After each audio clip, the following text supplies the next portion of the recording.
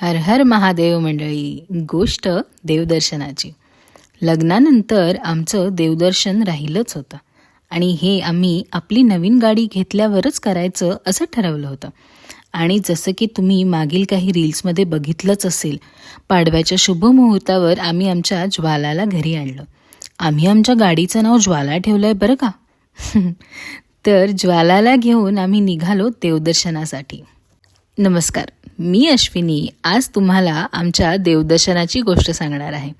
14 April पहाटे उठून आमची आवरावर करून आम्ही आमच्या ज्वालाला प्रवासासाठी तयार केलं. नवीन गाडी, नवीन लगेज सेटअप, यामुळे लगेच माउंट करण्यासाठी 15 ते 20 मिनटं लागली.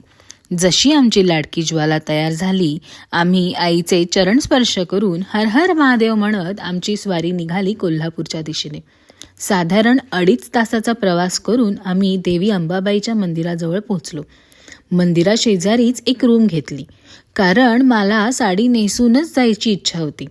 छान तयारी करून आम्ही मंदिरात प्रवेश केला व देवीच्या तेजस्वी मुखाचे दर्शन घेऊन आणि देवीचे आशीर्वाद घेऊन तिथून निघालो.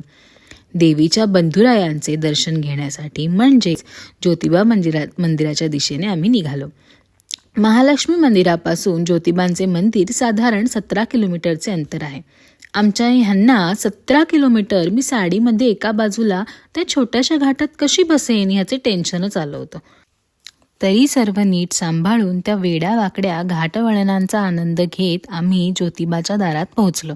एका सुरक्षित ठिकाणी गाडी पार्क करून देवाला अर्पण करण्यासाठी फुलथाळी घेऊन मंदिराच्या दिशेने निघालो.